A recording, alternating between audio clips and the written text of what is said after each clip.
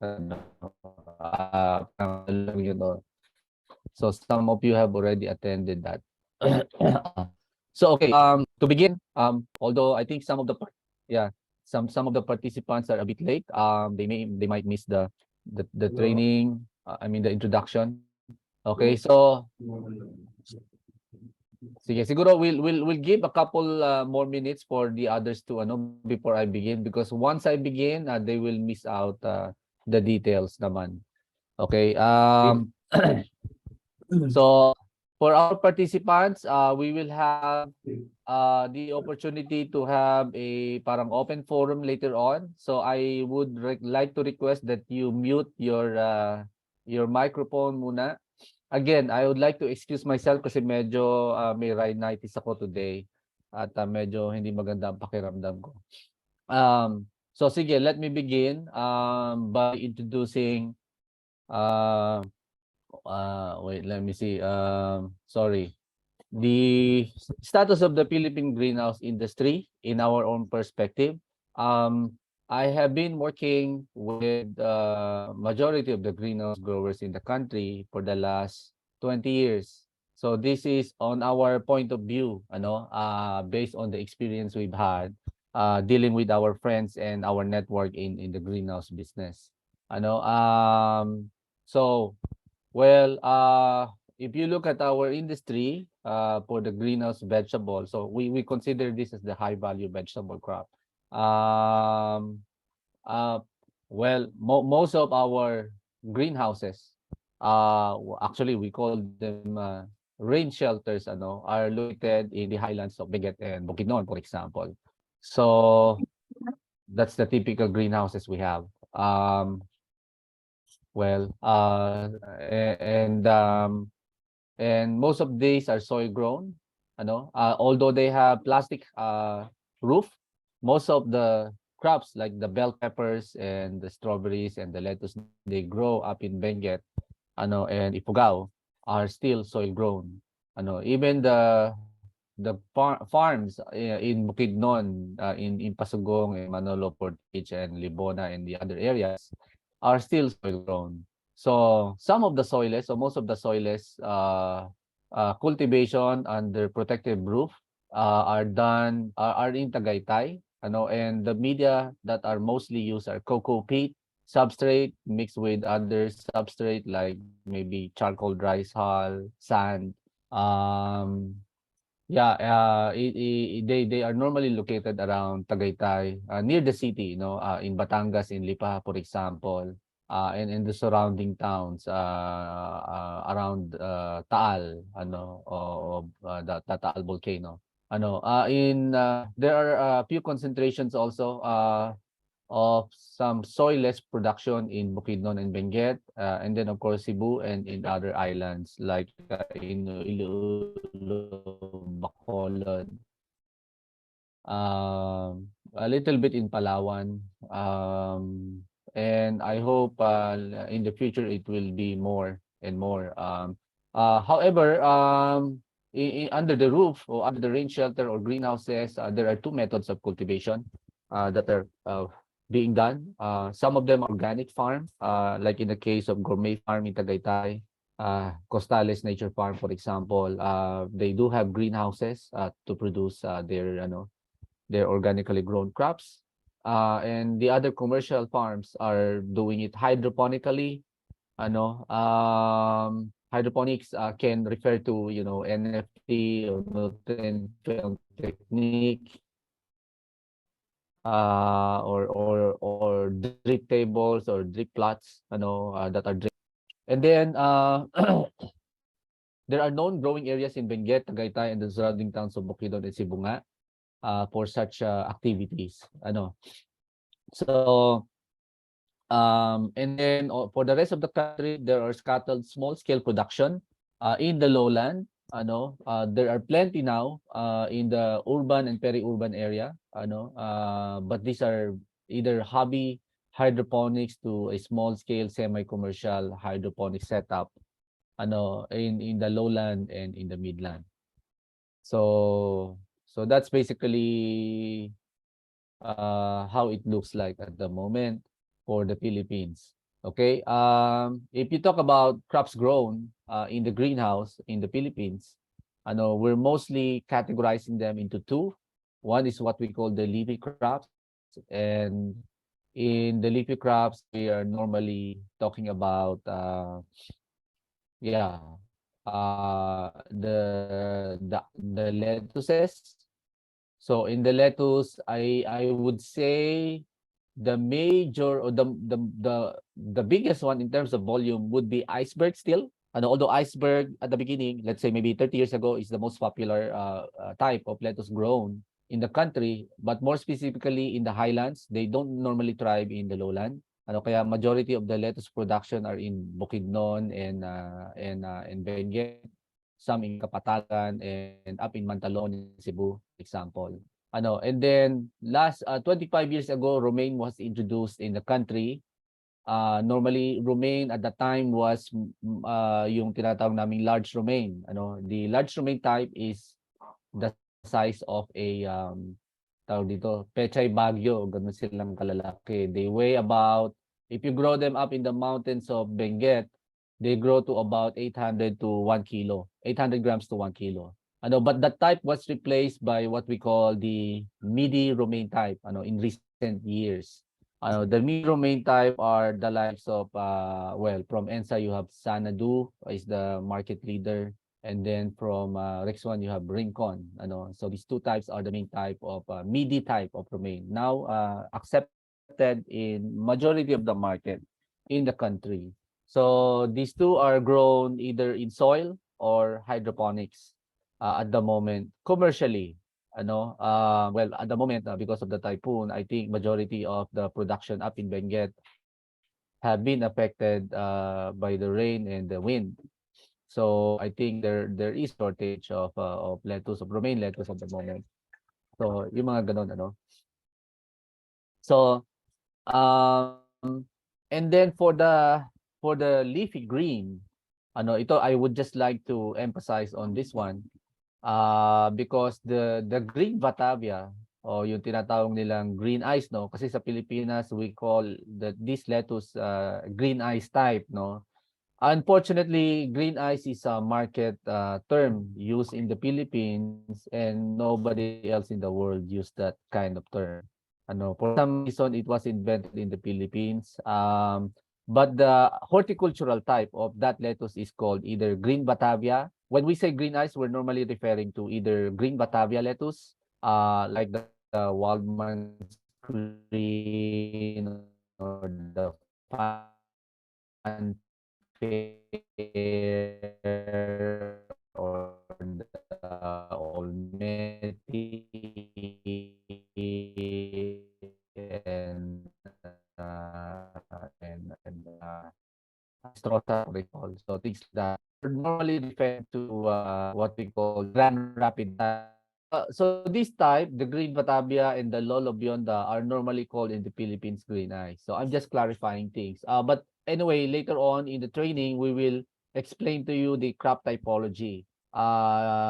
Kasi there's so many types. There's more than 20 to 50 or more than no, even more than that types of lettuce all over the world. So that will be included in the training. For the reds, we're normally looking at red Batavias or Lolo Rosas. Or red coral ang tawag nila.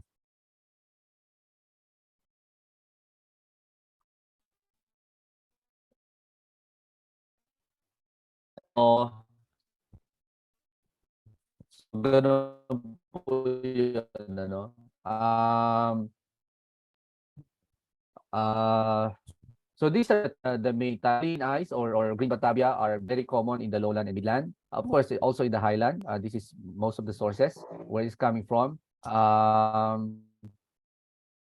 And now with Sangyupsal, I think the green Batavia has become more and more, more growers are growing it for the Sangyupsal, itong influence ng Sangyupsal is very large in the Philippines. So we are now mostly looking for varieties that can provide a thick, so pag binalot mo yung hot meat halimbawa sa Samgyup lettuce. So ito yung mga selection criteria later on that we will also explain during the training process. So that's for the lettuce. There are also non-lettuce leafy greens that are grown in hydroponics and also in greenhouses such as kale. They call kale superfood. The brassica, broccoli, apidala, very well.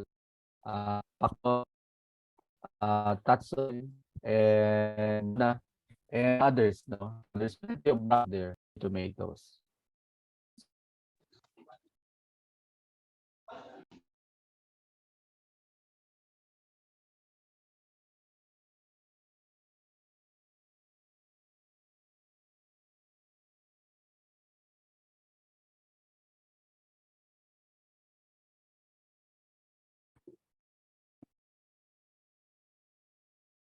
Sorry, medyo mahina ang connection namin dito sa farm. Yun isa ako na na nawala. Sa lettuce po, sir. Sa mga Sa let lolo-rosa. Yes po.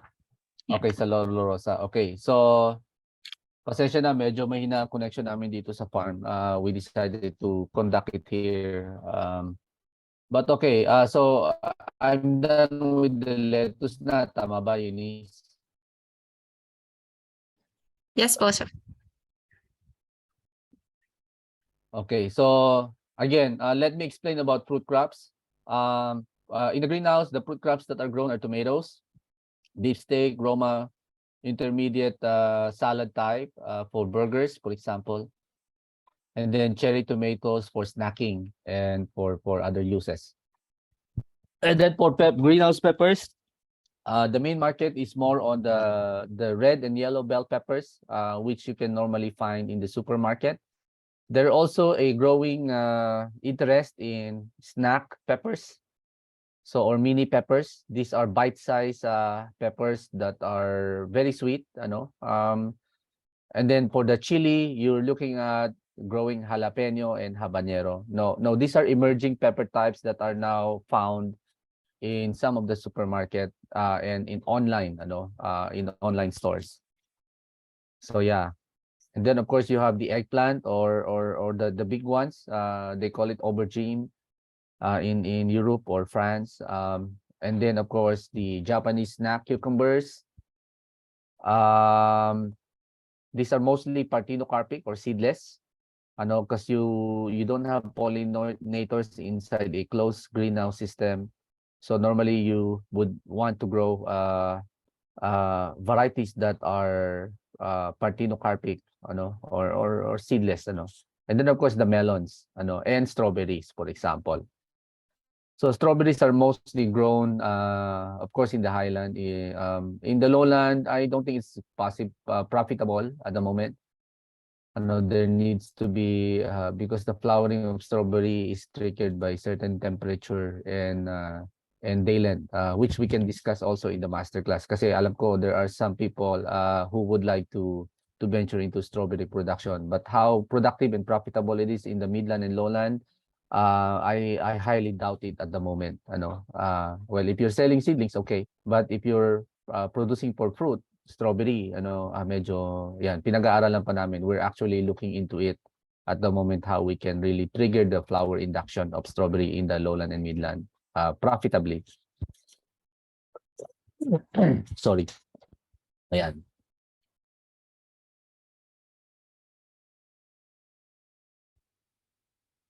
Okay. So, the Philippine greenhouse industry is still very small. Our estimate is about total Philippines.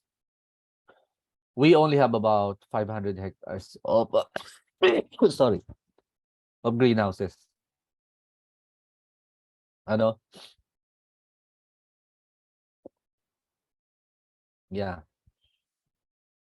Uh, compared to other ASEAN countries, if you look at Malaysia or Vietnam, they're into maybe 8 to 10,000 or 13,000 greenhouses or hectares of greenhouse in their country. So the Philippines is actually way behind pa in terms of greenhouse cultivation. Medyo malayo pa po tayo. Okay? However, during the pandemic, there had been a lot of interest in greenhouses at the time kasi medyo naka-lockdown, walang ibang hobby. So, and then with social media, na-peak ang interest ng mga tao to venture into hydroponics, especially in the urban places. So, and this is actually creating a new trend in terms of engaging commercially into greenhouse production. However, most of these interests are more into leafy crop like lettuce, grown in small scale in a hydroponic setup. But not much on the fruit crop. Primarily, I suppose, because lettuce is an easy crop to grow. Lettuce kasi may solution ka lang at meron kang konting know-how on production, hindi naman masyadong mapeste at masakit yan. It's so easy. And then the turnaround is only 28 days, for example, after transplanting. So, so that's why it's easier. No, the fruit crop, on the other hand, is a bit more challenging because it takes a long time to grow, and then it's more meticulous in terms of production. I know you have to know the behavior of the crop or the crop activity in order for you to provide the right uh, environment and intervention and cultivation practice to grow it successfully. Kasi in fruit crop production, every day, every intervention you do in a day counts in the overall production. One mistake in 1 or 2 days of mistake in fruit crop is already medyo malaki ang kawalan. Okay? Yeah. So, yeah, there are a lot of small family businesses who are venturing into greenhouse cultivation at the moment. And then there are also big companies who are looking into investing and diversifying into greenhouse vegetable production. We've had received a lot of inquiries from big corporate entities who would really or planning to invest on this venture. So marami ng interest. Yeah. So I suppose the growth of greenhouses in the Philippines in the coming years would be significant. There's plenty of room to grow. There are markets that are very interesting. If we talk to some of our European friends and partners, even in ASEAN, in Korea and Japan, when they see the price of vegetable we have in the supermarket, they're very surprised how expensive it is. Some of the vegetable we sell in the supermarket are more expensive than what they can purchase in first world country. So that's why they see a lot of opportunity to engage the market in the Philippines because there's still plenty of room to grow. Yeah. So, and then of course, the new government has launched this National Urban and Peri-Urban Program, or NUPAP, and within the program, I think they will be encouraging the urban dwellers and the peri-urban community to engage in farming for food security around the urban places. So, and the mandate of the government at the moment, or the Department of Agriculture, is to really build capacity and capability throughout the region. And one of those includes smart farming, and build of greenhouse facilities for instruction, extension, and capability build up. So we're looking forward to that because that would at least help out in what we call leveling up the state of agriculture in the country. Because at the moment, we feel we are still lagging behind our ASEAN counterpart when it comes to precision farming and modernization of agriculture. So hopefully, with the help of the government program, there will be more and more technology and know-how that will be transferred.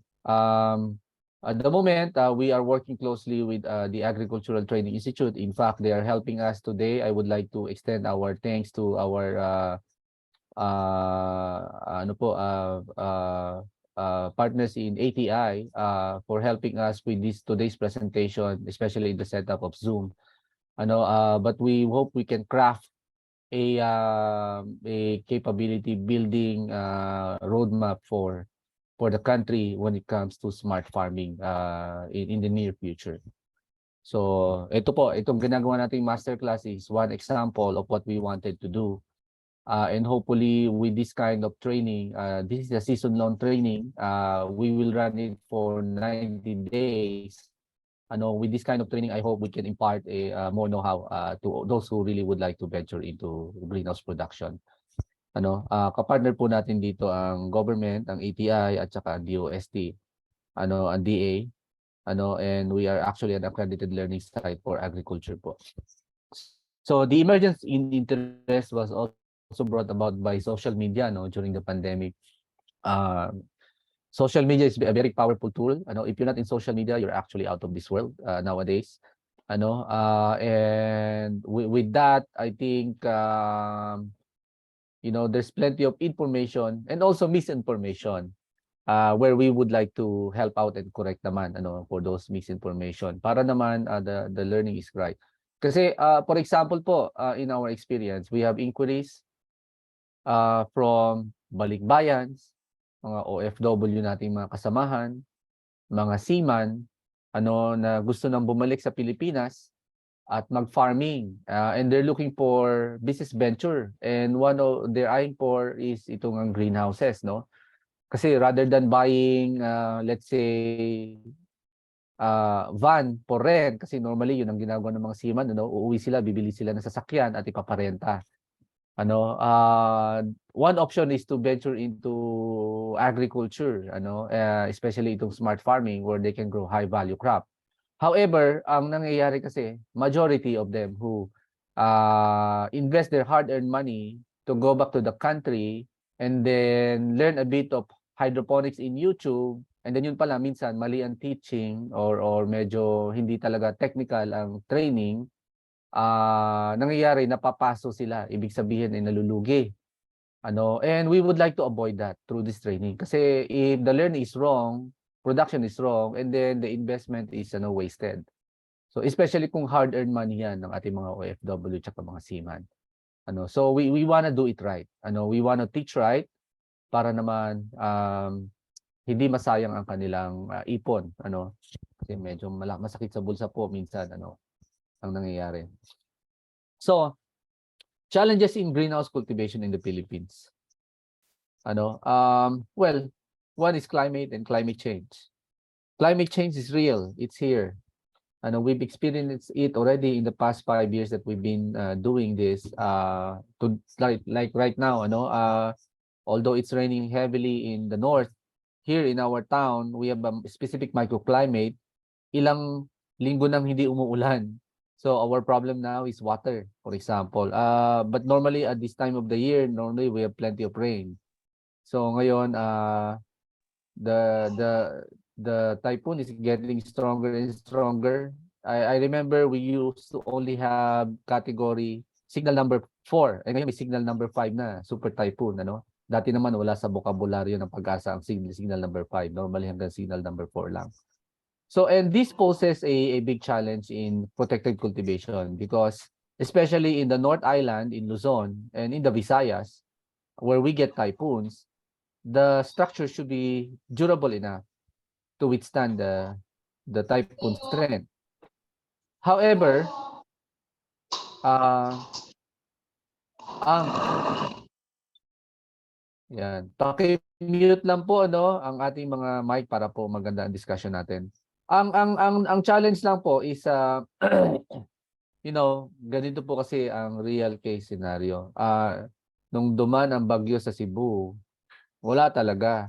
Lahat ng structure lipad. Yung mga grower natin doon malalaki, talagang totally devastated ang kanilang mga structure. Kasi if most of the greenhouses are rated only to about 150 km per hour of wind, at 150 kph, kesa masira ang structure mo, you might as well slash yung plastic roof para hindi malipad at mag-bend ang mga bakal. So we normally would do that on extreme cases in order to save the structure kasi these are bendable steel naman kahit pa high durable steel yan, pero pag super typhoon na po ang 200 km 300 km per hour of wind, kahit na warehouse nalilipad eh. So with that kind of wind, talagang ang structure mo medyo mahirap pa mag-survive. Kaya ang ginagawa namin, mostly nire-recommend namin, rather than losing the structure, you would probably sacrifice the crop by slashing the roof. Kasi yung plastic pwedeng palitan, yung plastic roof although expensive pwedeng palitan. Pero yung structure mo pag nag-bend na, wala na, babay na. You lose millions of peso already. So that's why the other challenge is yung high investment cost ng greenhouses sa Pilipinas. So which is true. Well, actually, in our point of view, if you really want to do large-scale production of greenhouse crops, you really have to think about growing it in the South Island of Mindanao, where the typhoon is less and the weather is more consistent. So then the cost of investment for structure would be lesser because you really don't have to build a very, very durable structure in the South, because you don't get the kind of wind that we get. Although nowadays, they do receive once or twice or maybe a couple of times in a year na typhoon na rin. Nagkakaroon na rin po sa Mindanao due to climate change. So some people are discouraged by the high cost of investment. However, what we normally do in this kind of training is to transfer to you the basic foundation. In this training kasi we talk about the structure, the farming system, and then the specifics like the dimensions, all the numbers that you need to know, we will share. Because these are important numbers that you have to work on for the business to thrive. Otherwise, baka lugi kayo sa investment, kung hindi nyo alam yung mga numbers. So, yun po yung isang part ng training dito sa masterclass na i-share namin, itong mga numbers on the structure and the farming system. Otherwise, you will be lost. So, dapat po ay alam natin yun. And then the lack of scale. Itong challenge sa Pilipinas because majority of the greenhouses in the Philippines are small. Because the investment cost is high. So that's why the sustainability is also an issue. Because when you do contract production, okay, for let's say fast food chain, for example, where you wanted to supply on a weekly basis a couple of tons of lettuce, for example. If you don't have the scale, they will never engage you. If you only have 200, 100, 500 square meter of lettuce production, for example, how can you be sustainable? Because that's not enough. Okay, kasi let's say if you have 20 plants per square at let's say in the lowland 50 grams, 50 times 20 is only 1 kilo per square meter. And then out of the 100 square meter of greenhouse you're gonna put up, okay, 60% of that is pathwalk, or access road or circulation path, while the other 60% Let's say 40% patwalk, 60% lang from the 100 square meter, 60 square meter lang yung production area, that's only 60 kilos of lettuce. Magkano mo ibebenta? 100 peso, halimbawa, wholesale. Or let's say conservatively, ano? So magkano lang 'yan kikitain mo for a small scale production. So that's why it's a challenge, If you really want to make it sustainably in this kind of investment, then you really have to think about the scale of production. Otherwise don't do it. Medyo malulugi tayo sa negosyo. And then programming kasi although you let's say have a 200 square meter greenhouse, hindi mo naman pwedeng taniman ng isang beses lang if you're planning to do a weekly production schedule. Okay? So kailangan mo pag-isipan, okay, normally what we do in production, which we will also share sa masterclass, is to design the farm layout in a way that is in line with your target production cycle goal. Pag tinabing target production cycle goal, okay, let's say on a tomato, on a 5-month growing cycle, okay, 2 months of it is spent on vegetative growth, for example. 3 months is spent on productive, meaning harvesting. So then you only have 3 months to produce the crop, to bear fruit, for example. So in that 3 months, if you do a weekly harvest, you must know, okay, how many, let's say if you have 100 square meter lang, it's small scale, 100 square meter of tomato, for example,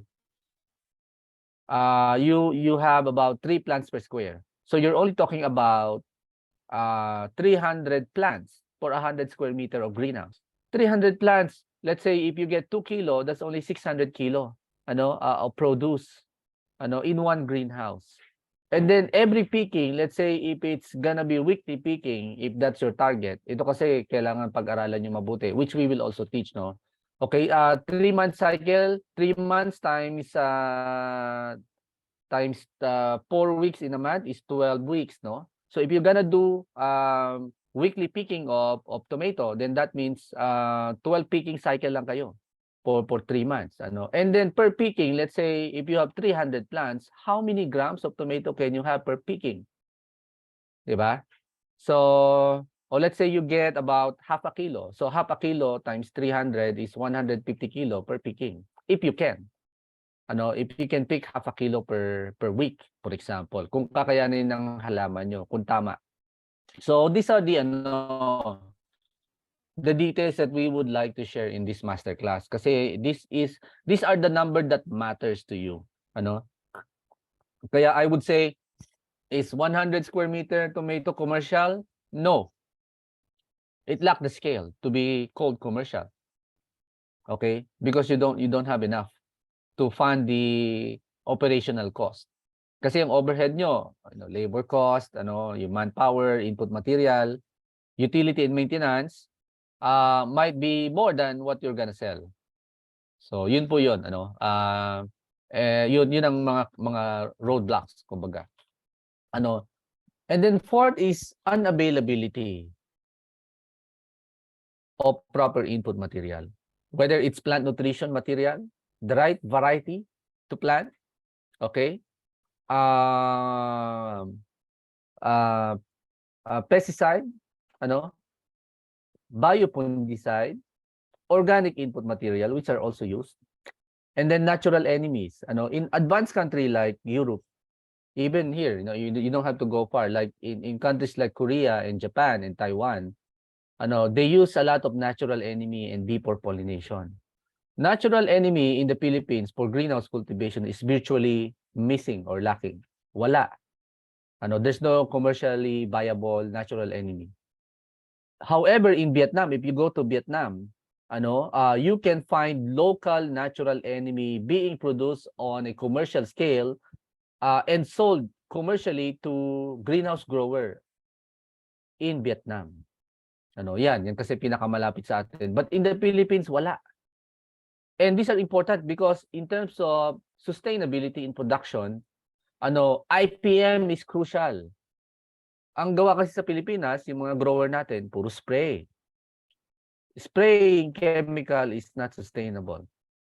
It has to be a combination of control measure, including biological, natural, mechanical, ano, and chemical. So, and not all of this is available for greenhouse use in the country at the moment. So, which is very frustrating for us, for growers like us. Bee pollination. Sabi nila, bakit hindi ka maglagay ng honeybee? No, but honeybee does not pollinate as efficiently as bumblebee because what is used for tomato and fruit crop pollination for strawberry, for example, are Bombus terrestris, bumblebee. And that bumblebee is not available in the country. In countries like Japan and Vietnam, as I mentioned, they do have local bumblebee species that are now being commercially produced to help out in terms of maximizing fruit setting in tomatoes and strawberries and bell pepper in their country. Unfortunately, in the Philippines, wala. So yung mga ganun. Biological solutions, in terms of soil health, substrate health, and also natural fungicide and pesticide. In other countries, it's available. In the Philippines, very little, not complete. So that's why it's very challenging to do so, to come up with a healthy crop. So ito po yung ating mga roadblock So and then most importantly, the lack of skilled greenhouse workers. Wala kasi eh. Meron tayo marami outdoor crop. Yan, meron. However, yung train sa system ng greenhouse production for protective cultivation in the country, wala. Very little manpower is available for business people to hire. Kasi ang frustration ng mga negosyante, mag-i-invest sila ng millions of peso, state-of-the-art facility. Pero, hindi naman alam gamitin ng tao. Hindi naman marunong magtanim ang worker. Kasi nga wala silang experience. So this is where this kind of training has to come in. Itong skill set development. Dito po tayo pumapasok sa skill set development. Most importantly, yung lack of experienced farm managers or agriculturists who has the commercial experience to run and operate a greenhouse farm. Wala eh. Wala. Because yes, we do have agriculture graduates. Okay, they do have the foundation, but they lack the commercial experience to grow. Yun po yung kulang. Okay? And that is very crucial because the skilled worker, I mean, the success of your production and business relies heavily on the skill set of your farm worker and farm managers. In other countries, it's very much available because they have the environment. They were trained in school. They have laboratory in school. Okay, the government is subsidizing the field laboratory and the facilities in training, in their government. In the Philippines, we're just starting. I think the Department of Agriculture has already realized this. That's why they're engaging more and more in smart farming. And that's basically why we also work closely with ATI. Hopefully we can start up the industry and train future farm manager, greenhouse farm manager, and agriculturist and business people. So hence we do this training. Ito po talaga yung mission natin sa Bukid Amara ngayon. The reason why we're doing this is because I think we have experience to share. In our point of view, we have experience to share. Because there are already plenty of interest in greenhouses at the moment. In recent years in hydroponics, especially during the lockdown. And there are already plenty of small-scale venture, let's say in lettuce production. However, ang dami po nadadapa Marami na akong narinig na storya from the mentees that we've had before who ventured into it. At the end of the day, since the teaching is wrong because YouTube University, yung mga ganyan, they fail. So now they are trying to get up again and see if they can learn right. So importante yung right learning po dito sa ganitong klase ng system. But it's already there. Ang ayaw lang namin mag-fade out kasi na-startup na industry eh. Ang nagiging problema lang is yung discouragement, no? Na-discourage ang mga tao pag nag-fail. Well, everybody naman, kami naman, hindi naman sinasabi na we are perfect, no? We also fail once in a while. But we learn from it, and this is how we gain the experience of what to do and what not to do, of what to watch out for, and what to worry about, for example, in production. So, yung ganun po, nandun po tayo sa na yon, sa stage na yon. As I mentioned earlier, there are plenty of information and misinformation in social media when it comes to hydroponics and when it comes to greenhouse production. So, at gusto po natin ito itama, because the principles, the science behind smart farming is established. Yun nga lang, yung channel of teaching should be right. Yung method should be right. Yung learning should be right. The foundation should be taught properly. Kasi pag mali ang pundasyon, mali ang learning, and then failure ang magiging kakalabasan ng production at saka ng negosyo. So, yun lang po yung namin, yung punto dito, Kaya we're actually really, our mission is to really do the right thing when it comes to this. So, and we realize, there's plenty of interest in greenhouse production, but mostly concentrated on leafy because lettuce is the easy crop. It's an easiest crop that you can do. But it's a good start kasi you learn the system, you learn the details of the science behind it. And then yung iba after lettuce, yan, nag-upgrade na sila, nagbe-venture into fruit crop production na.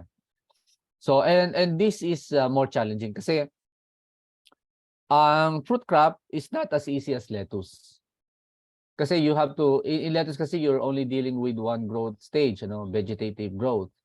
In fruit crop you have to think about of course the vegetative response of the crop in the interventions you do, and then at a certain stage it will switch to pre-flowering or reproductive, and then after that you have to tweak it, your system to provide the needs of the flowers, for example, and then after that you have to tweak it a bit more naman ang cultural management natin into attending to the fruit crop growth or fruit setting and quality of fruits to grow. So mas complicated basically ang fruit crop. That's why we thought of coming up with this fruit crop production masterclass, because this is, I would say, if you start with leafy crop, lettuce crop, then your skill, in terms of hydroponics, and in terms of upgrading sa crop. So this is the way to go. So yun po yung ating gustong sabihin, there are plenty of interest pero natatakot ang mga tao. Kasi nga unknown territory. So that's how we feel about it, itong sa fruit crops. Again, there's plenty of information and material in the digital space. If you search sa YouTube, ang dami mga example, ang dami mga example ng hobby, but very few on commercial. So, on the context of this masterclass, we would like to focus on the commercial, not the hobby. Okay? Because yung science behind and the success of a commercial production relies heavily on the skill set and experience, which you need to develop. That's why we're doing this season-long masterclass. Yun po yung punto nitong masterclass na to. Okay? And also, none or very little ang know-how natin, ang knowledge base natin pagdating sa Philippine fruit crop production. Wala pa. Makita man kayo sa internet, hobby type, puro experiment. Wala yung commercial aspect of growing. So, because commercial grower does not want to share their tech. Because the commercial grower, sasabihin nila, trade secret ang fruit crop cultivation and cultural management practice nila. Okay? In growing. And they don't want to share it to competition. So, this is the problem with the Philippine mindset and culture. In other countries like in Europe, commercial grower do share. They do exchange information for the betterment of the industry. Only in the Philippines do you get secretive strategy. Kasi yung mga okay, ang nutrition given yan eh. Ang foundation plan, nutrition, cultural management, input material, these are all available naman.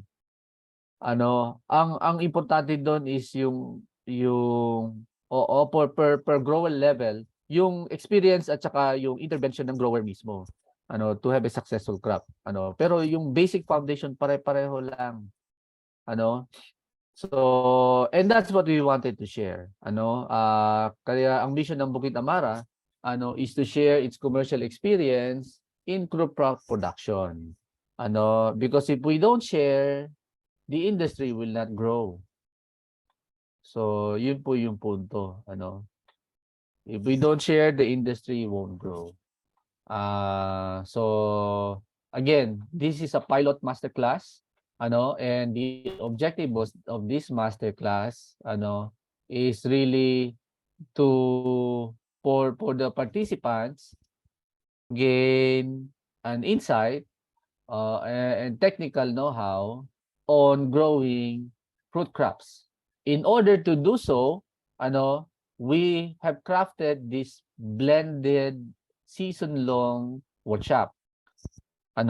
Because for those I would say cultural management practice that needs skill set development, you have to go to Bukid Amara because we need to teach you the technique. Okay, so that's why we will have a face-to-face training session.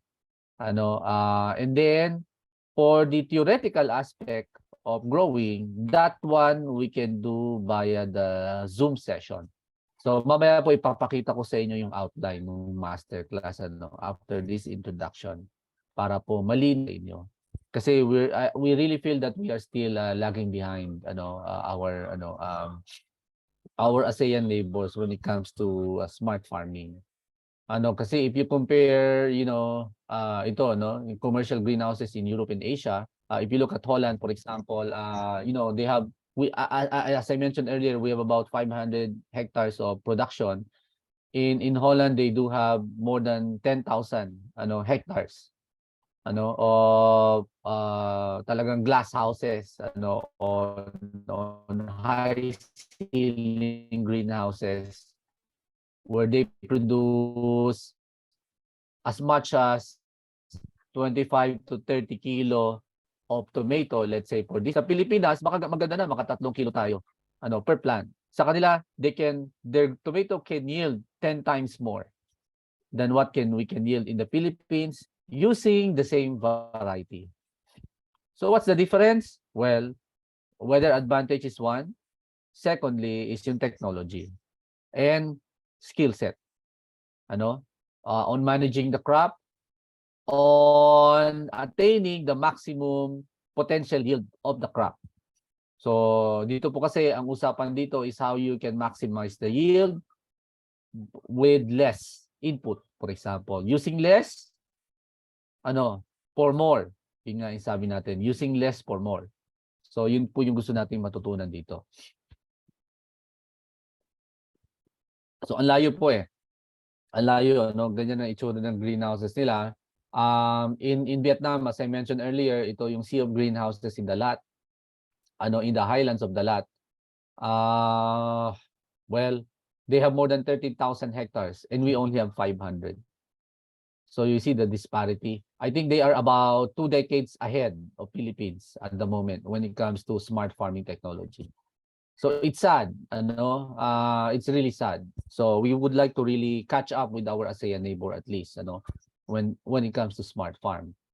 As I mentioned, as you know, the foundation, even if it's soil grown, under drip irrigation, as long as you know the basic soil nutrition, plant physiology, you can grow a profitable crop even if it's bamboo with plastic, Kaya po 'yun, basta nako-quantify natin lahat. This is again, Vietnam ito.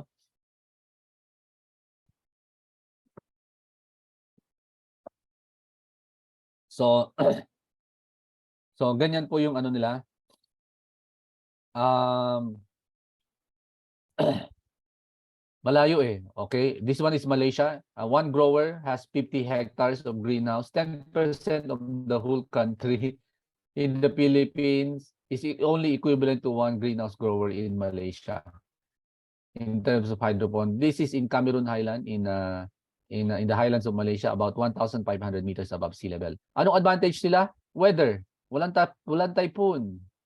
So yun yung mga if you look at climate selection, you really have to consider where you're at, where you wanted to produce, especially if you're scaling up the production.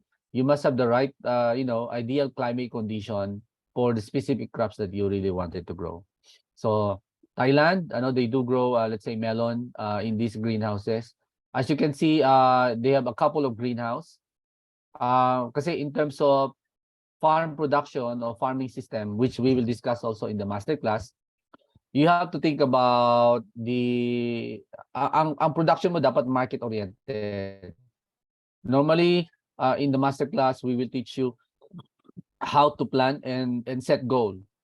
Okay, if you're gonna design a greenhouse, let's say if you have a hectare of land, if you want to do melon production, how much melon can you get for the 1 hectare of land?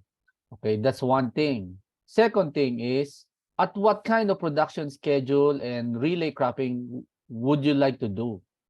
Would you like to do 300 fruits a week, 500 fruits a week, 1,000 fruits a week? Because isi-set mo muna itong goal na to eh. Once you set that goal, then saka ka makakagawa ng farming system. Bakit? Hindi kasi po pwede na ang gagawin mong system is may isa ka malaking greenhouse, tapos ang isang section ng greenhouse mo, week 1, tataniman mo. Ang susunod na section, week 2. Ang susunod na section, week 3. Ang susunod na section, week 4. Ang harvesting. No. It doesn't work that way. Kailangan per harvest cycle for melon, one greenhouse, one harvest cycle kasi one system lang yon. Kasi as they grow, they have different stages of growth, nag-iiba ang nutritional requirement. So hindi po pwedeng isang diligan lang na system yan. Dapat magkakahiwalay ng nutrition yan because the requirements are different. So in that way, kailangan ang establish mong farming system is designed based doon sa goal na gusto mong gawin. Whether you want to do monthly supply only, kasi limited ang space mo, or whether you want to do weekly supply. For example, for melon, if you have a 90-day crop sa melon, and you want to do weekly supply, so 90 divided by 7 days a week. Let me see ha. O that's ganito po kasi ang calculation diyan. 90 divided by 7 days, you're looking at 12 cycles. That means 1 cycle per greenhouse. So you need about 12 greenhouses. Okay? So ganoon po 'yon.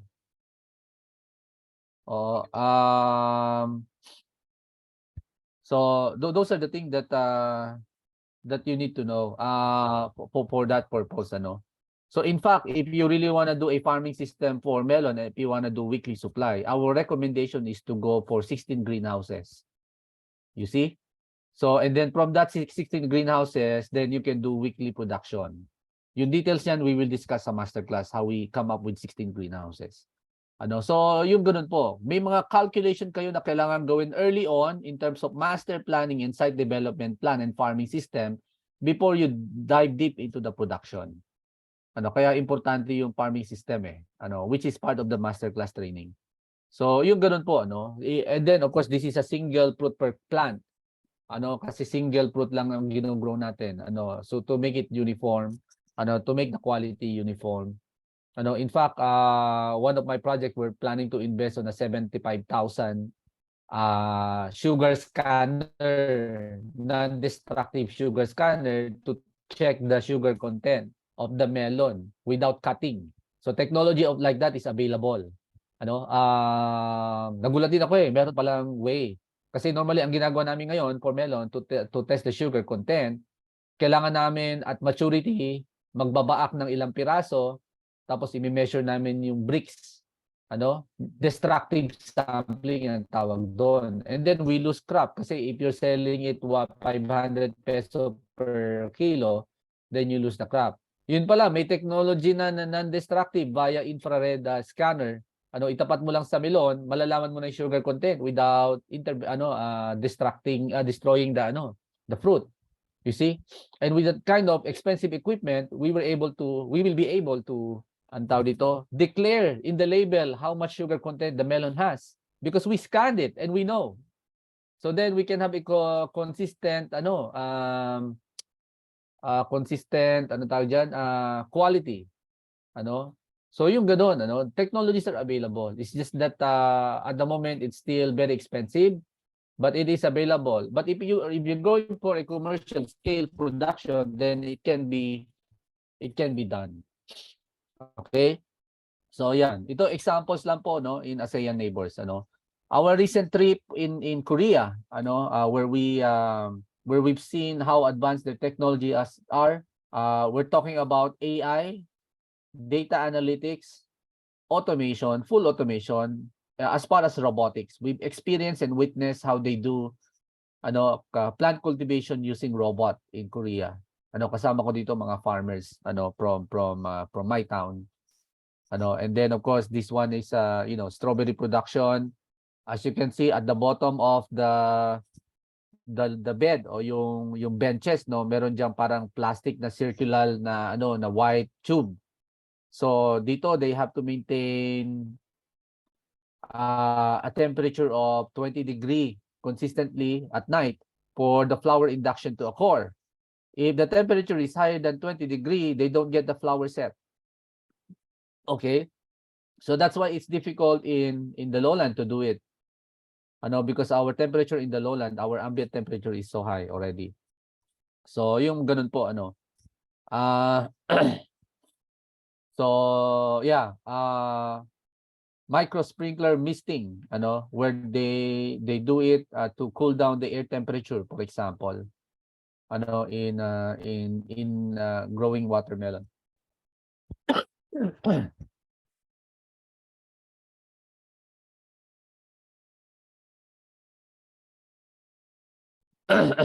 Yan.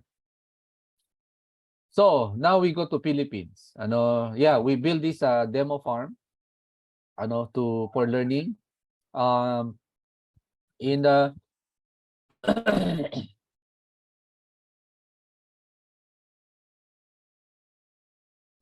So this is a typical pepper production in Bukidnon and in Benguet. Sorry, I'm really under the weather today.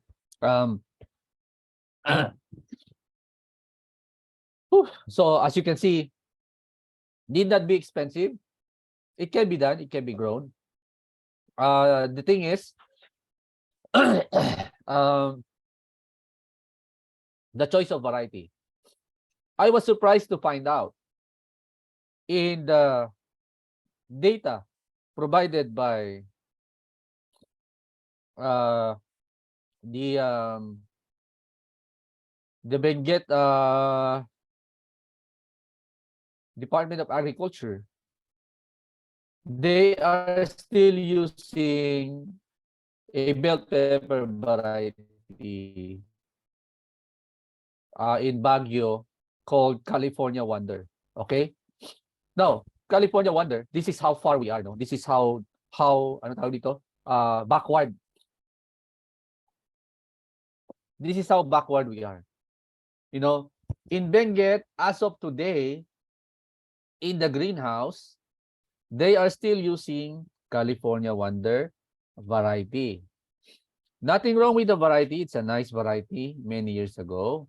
Okay. However, this variety is more than 100-year-old. Ano? California Wonder is an open field pepper that was introduced in 1828. Ay, hindi lang 100 to. Di ba? Almost 200 na. Years old variety. And at the moment, it's still the variety being used by greenhouse grower in Benguet. Ano, this is an open field, open pollinated variety. So again, this is what I'm saying. We don't have, I think the information, the technology is not reaching far and wide yet para sa mga grower natin. Kasi ang variety na ginagamit nila, and Yolo Wonder is being used in Benguet. It's even in the data bank of the government in recent publication. Nagulat ako. Ang dami-dami ng improvement na nangyari, no, sa bell pepper. Napakarami na. At ang dami ng available hybrid. Again, this is an open pollinated variety. Mukhang hindi na update ang ating mga farmer on what to use. O kulang pa ang reach ng ating sa pepper production kasi heirloom variety pa rin ang ginagamit nila. Nothing wrong with heirloom. Yes, it's nice and okay, quality is good. But then again, in recent history, ang dami ng mga sakit. Ang pepper, tomato, parang may COVID din yung mga yan. Nagkakaroon din ng pandemic ang mga yan. Once in a while, there are virulent viruses that comes out and these varieties are not resistant to that anymore. Okay? So, yun ang challenges. So, kaya medyo tingin ko merong kailangan na gawin. Now, just to give you an information on fruit crop industry, these are some of the industry players, just to give you an idea. So, for sure, Dizon. And then in Tagaytay, you have Toscana Farm, who's doing mostly tomatoes and peppers. Pedro Farm is emerging in recent year. And then you have Calle Luntian. Nutriganic is an organic farm. Mostly doing lettuce, but they do have some fruit crops. And then, of course, Future Fresh started in the city. But now they're diversifying and engaging other greenhouses to partner with them. Okay. And then one of the big ones really is Golden Acre in Benguet and also in Batangas. They do have farms in Benguet and Batangas and Alfonso Cavite. And I would say they are one of the leading expert in terms of fruit crops, in tomatoes and peppers. And then, of course, Victoria Farm. Some notable ones, which is very quiet and unassuming, is Andox. Andox, they do have a 4-hectare pepper farm. And I think their farm manager is here today. Ronald, nandyan ka ba? Kaway-kaway, Ronald. So they have been doing bell pepper, I think more than 20 years now, without anybody knowing. Now it's out in the open. And then, of course, the Benguet bell pepper growers, basic necessity in Tagaytay o silang who is actually contracting their pepper production up in Benguet. And then in Cebu, there are some notable fruit crops grower. And now in Mindanao also, there are emerging farms. And more are emerging. So Rose Meadow Farm is owned by Wilcon. Wilcon Depot. They're there. Although, it's more of a hobby, but then, it has to earn. So I think the owner is trying to make sure that the farm earns. And it's a big farm. I think it's an 11-hectare farm. So these are the notable players. I wish to see more. Yun po yung pangarap natin sana sa Pilipinas. With you around, I wish to see more and more growers engaging in food crop production because the opportunity to grow is there. There's plenty of market to kulang pa nga, especially if we talk about tourism islands, where they still get their production or produce from Baguio and Tagaytay. Pwede namang itanim sa vicinity ng mga tourist spot like Palawan, Cebu. Kaya naman i-grow doon eh. Yun nga lang, there needs to be more engagement, and the difficulty really is to find skilled worker to manage the crop. So, and that's why we're here. That's what we're trying to do. To train more and more qualified worker and managers to manage the fruit crop. So, yun po yun. So, again, as I mentioned, ito yung mga fruit crop na pwedeng itanim. Yeah. So, again, as I mentioned, we're still behind technology compared to other ASEAN countries. Ano, in protected cultivation, the issues and gaps will be more on the technical know-how, on commercial production, and the availability of training schools and facilities for greenhouse. We would like to start this up. And the lack of greenhouse facilities for crop production, primarily because of the high cost of investment. And yun nga, yung investors. So modernization and precision agriculture is one of the key strategies identified in the vegetable industry roadmap of the government. So the promotions of technology, smart greenhouses, drip irrigation, fertigation system are now being endorsed by the DA. Precision farming is part of their campaign at the moment.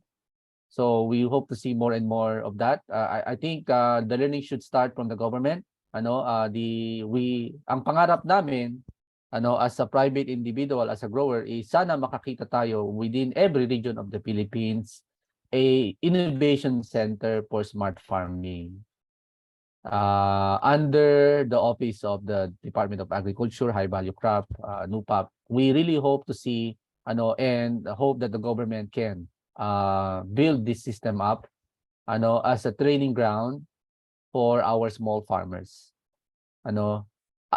Okay.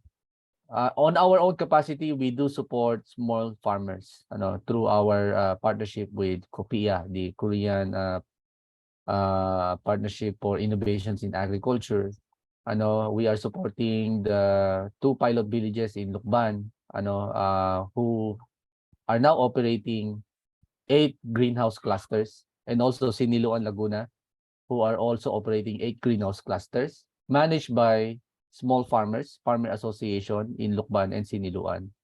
So Bukidamara is tasked to give technical advice to them as part of our engagement with COPIA. And the moment we have linked them to the market and they are now producing, hopefully they can be profitable. There's still a long way to go for small farmers kasi ang ating mga small farmer, based on our experience, conventional ang thinking pa rin. So we're trying to change the mindset by showing them how it works. So at the moment, they are now growing like Japanese cucumber, French beans, lettuce, and arugula in their greenhouses, and they have been delivering consistently for the last 5 weeks.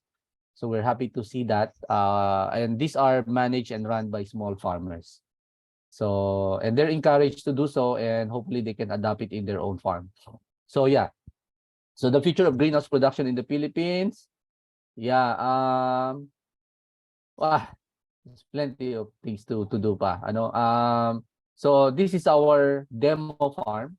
For those who have not been to our farm, we do have training facilities, greenhouse facilities for learning. We put this up. We have a commercial greenhouse so that you can see a commercial model of a greenhouse. And we have the demo greenhouses and the production greenhouses for our own farm. So so this is where we showcase innovations and technologies in our training program. So well, initially when we built the farm, we started as a tourism farm. That's one of the brand that we have. And then we went to production through Grab&Grow, and then of course part of our developmental plan is ito nga yung sa learning by growing innovations and cultivating knowledge. In order to do that, we have to grow ourselves so that we can teach right. Kasi if we only do by slideshow and we don't practice producing, then how can you learn properly? So the point is to grow and to show you how to grow. These are the proof of product concept that we're doing. We've grown all these things in our farm so that you can see the actual growth. Okay? Yeah. Melons and other things. like you who are starting, it took us a while also to perfect the cultural management practice. We made mistakes along the way, and from this mistake, we took note of it, and that's basically what we're sharing in the training. So we've evaluated all of this type. For example, melons. We know what works, what variety works, what variety does not work, what varieties are susceptible, which varieties are very strong, what variety is easy growing, what variety is difficult to grow. So may mga ganyan pong klase. At the end of the day, as a production farm, what you would like to have is less headache in terms of variety choice, cultural management, easy growing, and then workers. Ayan, kasi dapat skilled ang worker mo para less ang sakit ng ulo mo. So, ganun po, Hence, we have tawag dito, training. And then we are trying to automate little by little. Together with the Department of Science and Technology, we built the first fully automated melon greenhouse.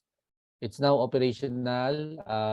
At the moment, I stopped the growing of melon there because we've had some problems with gummy stem blight, which is a disease, dreaded disease that can destroy your crop.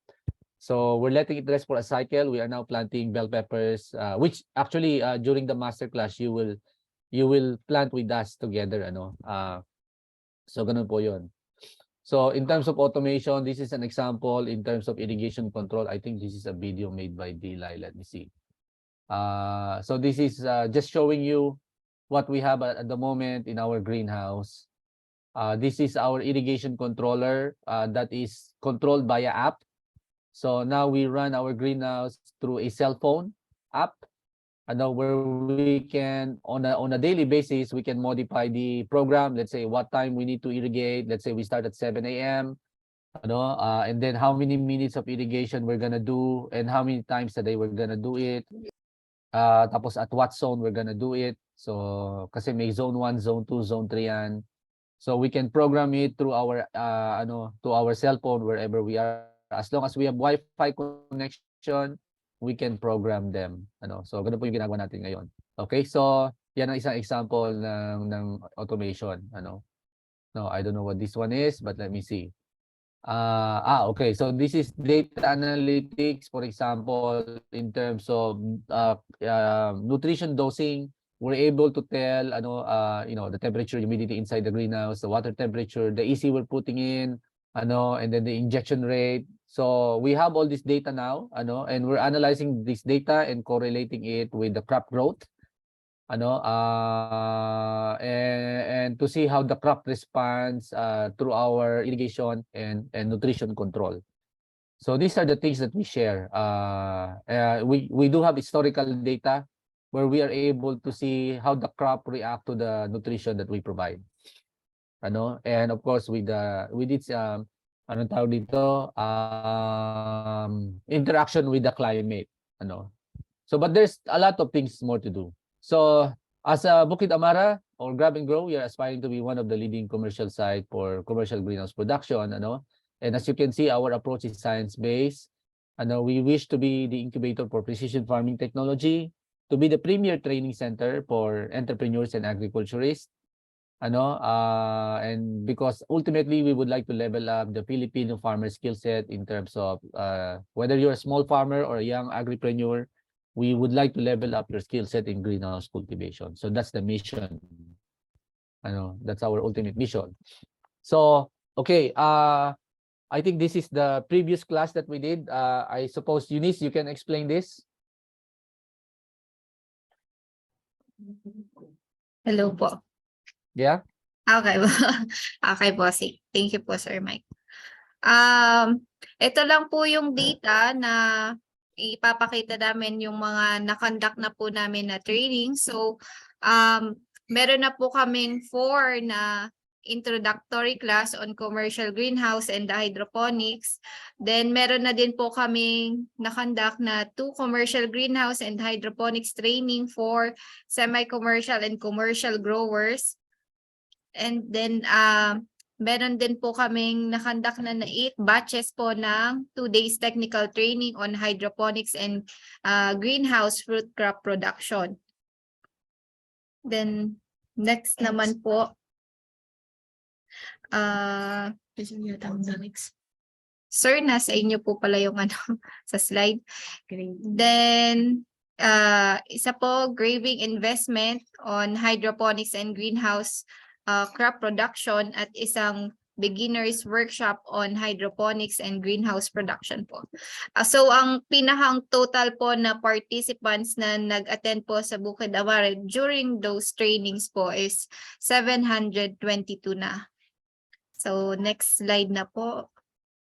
So, ito po yung mga participants namin during our last trainings po. Ito yung mga sumali ng aming technical trainings and so and so forth. And meron din po kaming trainings na kinonduct together with Kopia naman po sa Lokban Farmers Association and mga exchange students naman po coming from India and Singapore po. Then ito po yung graph doon sa mga nag-sign up po doon sa ating Google Forms regarding po sa registration ng ating orientation. So makikita po natin na ang pinakamarami pa rin po nag-register is female, which is 53.8%, and for the male is 46.2%. Then next slide po ay ito naman po yung type of farmers na nakuha natin yung graph. So kadamihan pa rin po na interest farmers natin talaga ay mga beginners, which is 67.9%. Then sa hobbyist naman po is 16.7%. And for the commercial growers po ay 15%. 15.4%. So, ito po yung comparison ng methods po ng farming. So, pinakang malaki pa dito sa Philippines is 69 ang ating mga traditional farmers, which is 69.9%, and for the greenhouse growers po is 30.1%.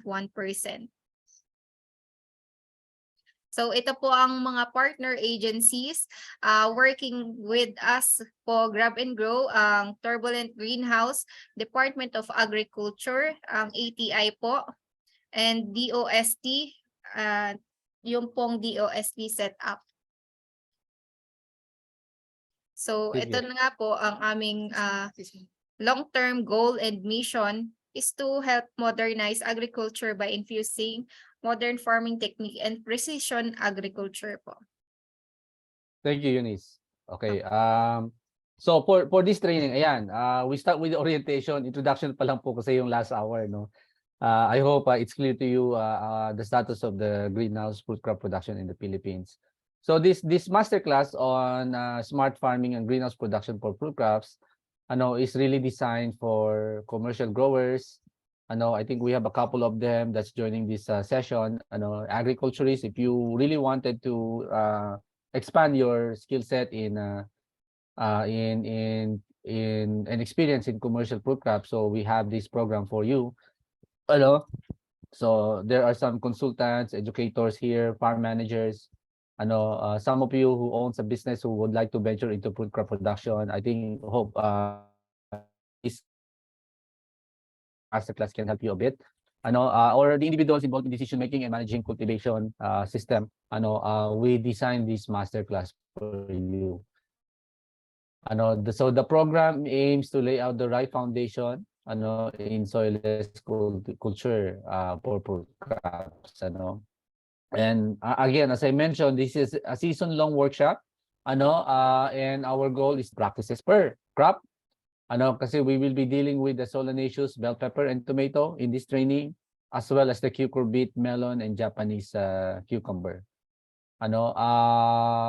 Also we will do nutrient calculation, irrigation control, for those who really wanted to design their own nutritional system. I think this would be a good start. We will share that to you. It requires a bit of chemistry and mathematics, but I hope you're ready to dive deep into nutrition to dive deep into molecular and atomic weight and and chemical reaction. So kasi these are crucial in terms of nutrient calculation. You must know what you're putting in and what proportions they have to be in order for the crop to grow optimally.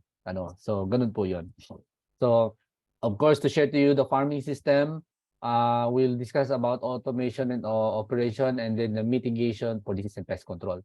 So as I mentioned, this program is going to run for 3 months, because the plan for this masterclass is at the first day of face-to-face workshop, you will take home a drip kit. Part of the the masterclass is that we will provide you with a drip kit, and that drip kit you have to take home to your farm. And together with that drip kit, we will ask you to sow your preferred crop, so that you can grow them in your backyard or in your farm.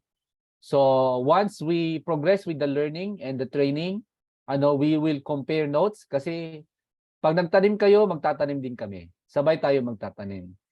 So, and then kami ang benchmark. So, habang kayo ay nag-grow sa inyong bahay o sa inyong farm, nakukompare niyo yung growth ninyo at magto-troubleshoot tayo, i-compare natin sa farm namin. Okay. So, ganun po yung mangyayari. So, and then there will be, if I'm not mistaken, so this is the first session, the overview and the orientation. So this is open for public. We open it up kasi some of you are not decided yet whether you wanted to enroll or not. So hopefully this orientation can give you a better understanding on what this masterclass is all about. For the first session, it will be on this August. Last week pa to. Sorry, hindi ko makita ko anong date. But yeah, and then on the first session is gonna be a there will be about 4 face-to-face session in the next 3 months, and then I think 5 Zoom sessions. So this will be a blended learning. Okay? As I mentioned earlier, for the skill set training, kailangan nasa farm kayo. And then every month you have to come back, or there's a specific date when you need to come back to the farm for the training. And then for the theoretical learning, we can do it via Zoom. So that is the plan.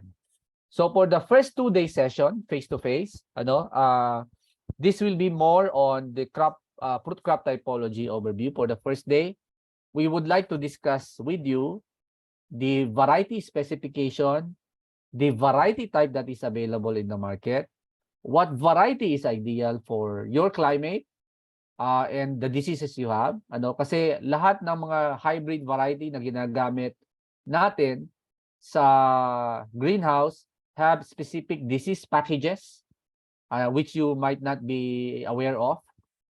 Kumbaga meron niyang mga specs. Dapat alam niyo yun, what's the potential yield per plant, what kind of disease package is it tolerant to, what is it susceptible to, what is it really resistant to this kind of virus, and what virus is out there. Dapat alam nyo. Fruit crop typology means, okay, when it comes to, let's say, melon, anong klaseng fruit type ito, where is the market for this fruit type, and what should I expect for this fruit type, anong size niyan, for example, is it small, medium, or large kind of variety. So yung mga ganyan. So that will be on the first day.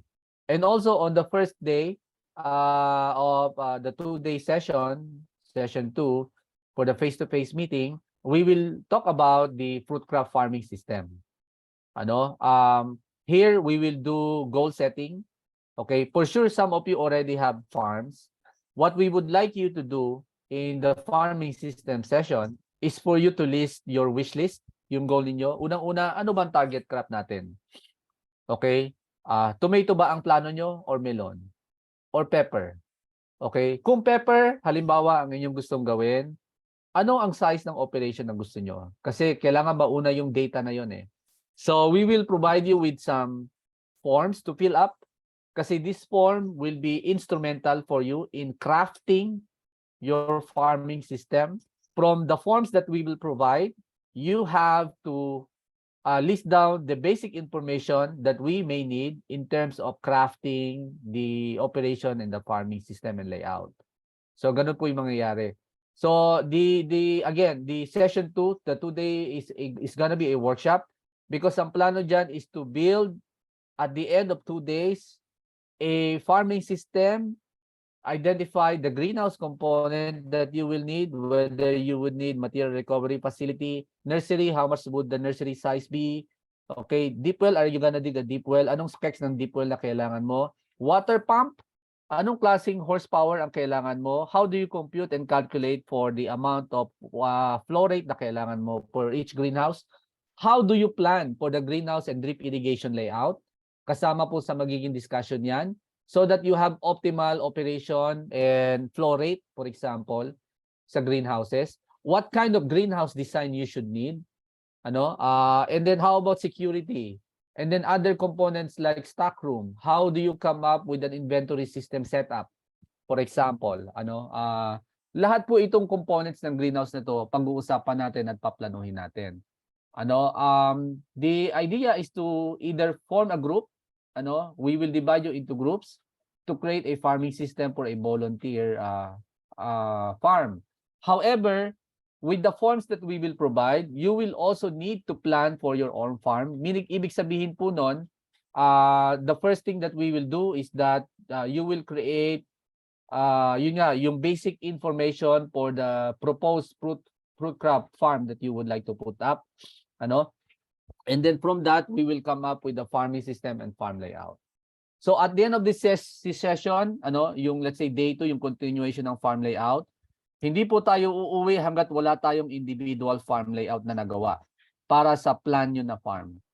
Kasi dito lang natin ma-assess kung yung plano nyo bang farm ay viable o hindi viable. So yun po yun. Palagay nang wala pa kayong farm, gusto nyo magkaroon ng theoretical farm, then we will come up with a business plan for that also. So yun po yung mangyayari. Kailangan lang kasi magawa muna natin yung information, yung ideal farming component para ma-costing nyo. Kasi once you have all the components in, magawa natin sa workshop, tapos ma-design nyo yung placement of facilities na kailangan sa farming system at sa farm layout, then later on you can come up with a costing for those things. Para malaman nyo how much investment you need to put up. Okay? So yun po yung session 1. It's gonna be a 2-day session only for farming system and farm layout. Kasi workshop po talaga mangyayari dyan. It's gonna be an actual farm planning. So expect that we will plan for your own farm setup po dito sa farming system, yung face-to-face. Kung existing farm na kayo, and then we will just have to audit. The purpose of the farming system is to audit what kind of components is missing in your farm. Okay, or if you wanted to upgrade, what kind of upgrading facilities and farm components do you need to set up? If you have problems with, let's say, irrigation and layout, then we will talk about your individual farming layout sa farm niyo and how you can optimize the irrigation, so that it runs smoothly. So yung mga ganun po. So farm audit ang mangyayari doon sa mga existing farm na magjo-join. Kasi for sure, some of you already have existing farm. So yun po yung magiging plano natin. Para lang maintindihan nyo yung overall farm operation ninyo once you have a complete farming system setup and a proper farm layout, and once you know what kind of component you need to have. Okay? Kaya yung una po natin gagawin dito, goal setting. Let's say, okay, ang goal ko is to produce pepper. When you say ang goal nyo is to produce bell pepper, okay, how many tons of bell pepper do you need? And at what season are you gonna do it? Or do you wanna do it year-round? Kung year-round yan, okay, then how many deliveries do you do? Per week ka or every other week? Kung every other week yan, okay, how many greenhouses would you need to to attain the target yield that you will do every harvest? Let's say you're targeting, I need about 100 or 200 kilo of bell pepper every harvest once a week. So from there, gagawa natin ng farming system at titingnan natin kung magtutugma yung farming system setup nyo. Kaya po naman kasing i-calculate yon. Kaya po natin gawin yon. Kasi nababase naman yan, let's say, ang isang bell pepper is 200 grams.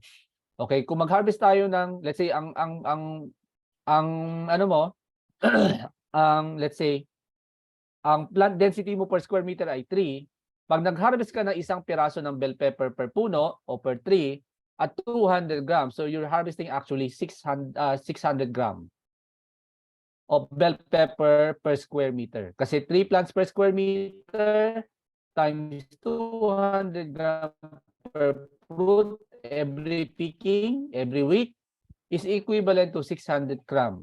Na 400 grams and you're targeting, let's say 100 kilo weekly, for example, so 100 kilo divided by 0.6, you're looking at 166 square meter of bell pepper production. So yung mga ganong klaseng details po ay aayusin natin.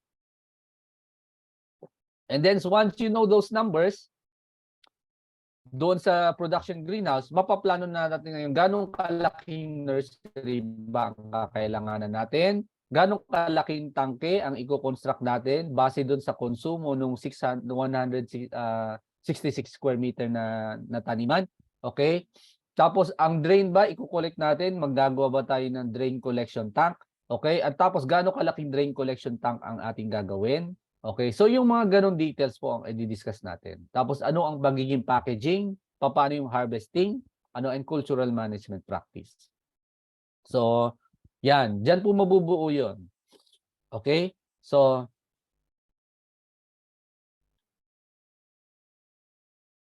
that will be the first face-to-face session on August, ngayon pala yan, ngayong katapusan.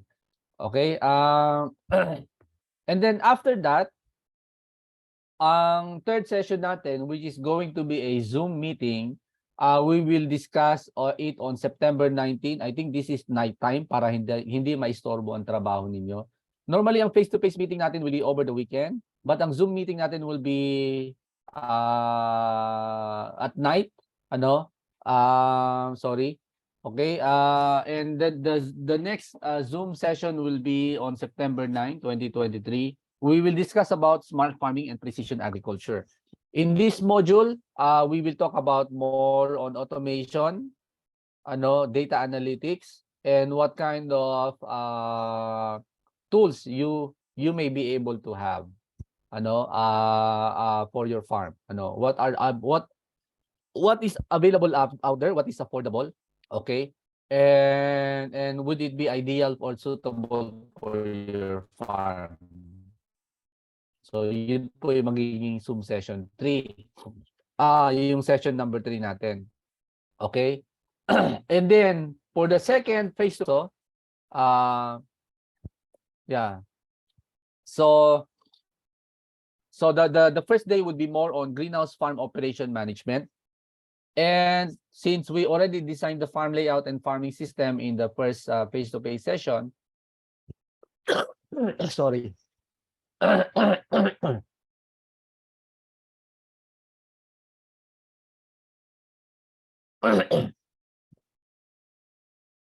Ang goal po nitong second face-to-face session natin is more on understanding the greenhouse farm operation and management. Yung knowing the day-to-day farm activity ninyo, i-discuss po natin, and how to come up with mga activity protocols, okay, what to watch out for. We will also provide you with some forms to fill up in the farm operation kasi we would like you to establish some databases for your farm and some monitoring forms so that you can optimize the activity and operation of the farm. So it's gonna be still a workshop. So those will be the standard operating for procedure that you need to establish for the farm. Pag-aaralan po natin yan at i-workshop natin. And then, of course, we will have also a workshop on drip irrigation system installation. Now, as a manager or as an owner, you must know how to install a drip irrigation system setup from assembling from the pump to the drip lines, and from calculating how much flow rate you would need per installation. So kasama po 'yon. And then of course, also the equipment maintenance, the greenhouse maintenance and equipment. How often do you need to do the maintenance for, let's say, drip irrigation, your roof? Kasi nilulumot po ang mga roof. And then what to watch out for in terms of equipment, and how you calibrate the equipments, tsaka anong klaseng mga check o mga control ang kailangan mong i-watch out in terms of running the equipment. Kasi sometimes, ang challenge is as a supervisor, as a manager, or as an owner, you must know what's going on inside the greenhouse. Kasi minsan, ginagalaw ng mga tao. Minsan, hindi nila alam i-operate yung mga Minsan, pinapakialaman nila yung mga equipment ninyo. Minsan, pag pinakaalaman nila yan, at nagkamali ng, let's say, pressure, halimbawa nabuksan nila yung pressure valve. So yung calculated mo na flow rate nag-iba. Pag nag-iba ang flow rate mo at tuloy pa rin ang data gathering mo, mali na yung data ang lumalabas. So that means yung decision making mo on a daily basis, mali na rin kasi nabuksan lang ng konti yung pressure valve at naiba na yung flow rate. So yung mga ganun po, importante po yung mga yan. So, okay. And then day 2, on the face-to-face session, we will mostly discuss about plant nutrition, what are the the important nutrients, how they play a role in terms of crop growth, and what are the signs and symptoms of deficiencies, and how do you correct those. And then we will do a workshop on nutrient calculation. As I mentioned, itong nutrient calculation would be more on mathematics and chemistry. So you really need to understand, itong mga elemental composition o molecular and atomic weight, and how you can compute for, let's say, ppm, and how you combine that with the other ingredient in your nutrient formula. So yun po yung magiging exercise natin sa day 2 nung nutrition, Kasi I know some of you would like to design their own single element formula. Okay, so this will be the chance for you to do so. But you need an understanding on how to compute. Kasi if you don't know how to compute, how can you provide the right ppm concentration for the plant? So it's gonna be a long workshop. It's gonna be more on calculation and chemistry. So and then we'll do an introduction to greenhouse pest and disease management. Here we will ask you we will give you a form, kasi we have a working form on coming up with a database of chemicals, insecticides and fungicide and herbicide that you need to have in order to control specific pests. We do this database so that you have a better understanding on the chemical group, for example. Kasi once we do a mitigation strategy for spray control, we don't spray the same thing every time. Kasi if you do spray the same chemical every time, you are bound to create pest and disease resistance. Kasi pag yun ang ni-spray mo, natotolerate yan minsan ng mga ng mga insekto at saka sakit. In a way na yung mga next generation na lalabas, tolerant na dun sa spray na yon, hindi na sila tinatalaban. Okay, so that is crucial, yung programming at saka strategizing. We normally have a proactive approach in disease and pest control. We don't do reactive. Normally kasi pag nag-increase ang pest population mo at dumami ang sakit mo sa greenhouse mo, that means you have not done your job right. Meaning you're too late in your control measure and your management So yun ang ating ituturo dito sa pest and disease management. Okay, first you need to know your pest, at what kind of, where do they attack, when they develop, what ideal climate do they develop, and how fast they develop, for example, and how do you control them. Okay, they do have different stages of growth. How do you do specific stage of control, whether it's an egg or larva or nymph or adult or caterpillar? Anong klaseng control measure kailangan mong gawin? So pag-uusapan po natin yan dyan. It has to be face-to-face kasi we will also identify ang plano dito sa Sa workshop na to is magko-collect kayo within our farm itong mga known pests at ma-identify natin yan, i-identify natin isa-isa. So, yun po ang magiging flow nung second day na face-to-face session. Again, we need to do this kasi you need to understand what kind of nutrients you have to put in, okay? How to troubleshoot drip irrigation, how to operate the farm, and then lastly, how to mitigate for pest and disease. And it has to be face-to-face. Hindi po pwede yung online slideshow kasi kailangan nandun kayo. So, yun po yung session 4 natin. And then, session 5 natin is a Zoom meeting again. That will be in October na. Hindi ko lang makita yung date para nandyan po sa screen ninyo at medyo may nakahara sa akin na window. So this, we will talk more on the session, itong pepper cultivation, eggplant, and tomato cultivation. So all about pepper, tomato, and eggplant. Yan po yung ating gagawin sa Zoom session natin sa October. Okay? So this will be more information about pepper, tomato, and eggplant.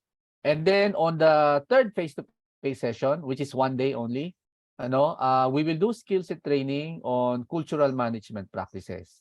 Dito papasok kasi by this time, yung mga pepper na itatanim ninyo at saka namin, malalaki na yan. So by that time, dapat marunong na kayo mag-vine training, fruit pruning, and other growth cultivation practices that steer the growth rate of the crop. Kasi may mga ginagawa tayong mga cultural management practices, irrigation, nutrition control, pruning and training, to direct the growth of the crop to the direction we want it to grow. So ganun po. Kung gusto natin padamihin ang dahon, may paraan. Kung gusto natin padamihin ang bulaklak, pwedeng gawin through cultivation and cultural management practices. We will deep dive into the details of that sa face-to-face training. Kasi tulad yan, ang pollination, although pepper and tomato is mostly self-pollinating, okay, there are still outcrossing sa pepper and tomato. Meaning, you can still maximize the fruit set by knowing when the pollen is shedding in your tomato and your pepper and knowing when to shake it. Okay?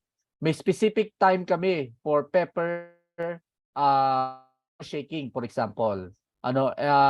Flower shaking meaning yung puno ng kamat ng pepper at saka tomato ninyo, pag alam mo nagpo-pollen shed na, minsan tinatap namin yung pepper.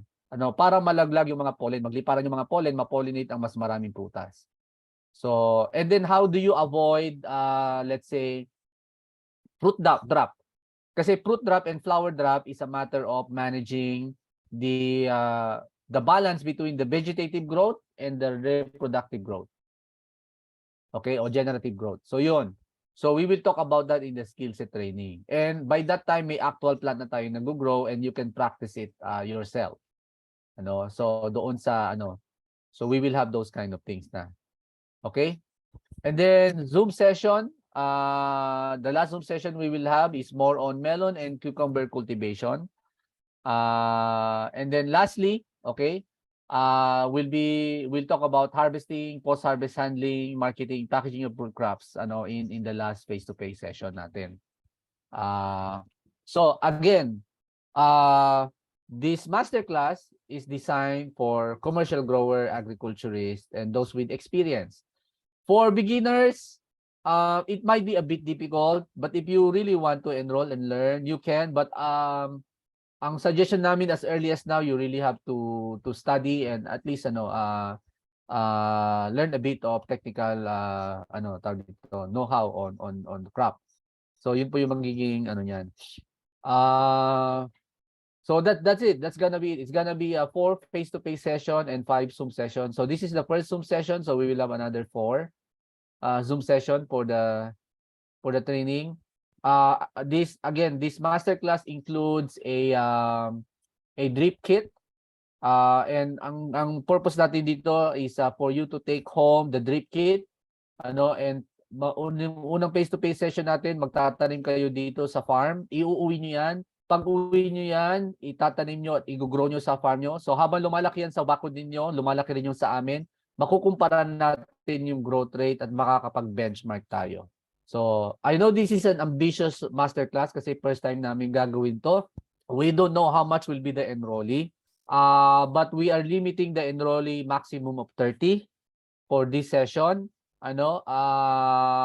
Unfortunately for the others that may not be able to enroll on time, siguro sa susunod na masterclass na po natin gagawin yun. So this is an investment on your end kasi you have to invest time and money to enroll in this class. However, I think if you're really serious in coming up with your own business, or you really wanna develop your skill set, kasi meron tayong mga nagtatanong enrollee na mag-a-abroad to Japan, gusto nila makakuha ng skill set on this. So this will be the right venue for it. Ano po? So it is an investment as training and skill set development is an acquired skill set. So yun po yun. So that's how we wanted to run the first master class. So again, this is only focused on fruit crop for the moment. We are thinking of another master class for leafy. When are we going to do the leafy crop? We will make an announcement. Ang ganda lang sa leafy, it can be done in a couple of days. It doesn't have to be season long na 3 months. So yun lang po yung magiging kakaiba nun. Yun.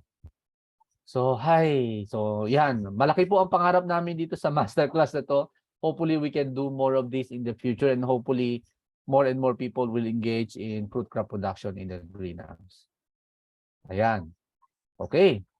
So ayan, training fee. I think this will be discussed by Eunice na. Okay, Eunice, maybe you can explain further about the training fee.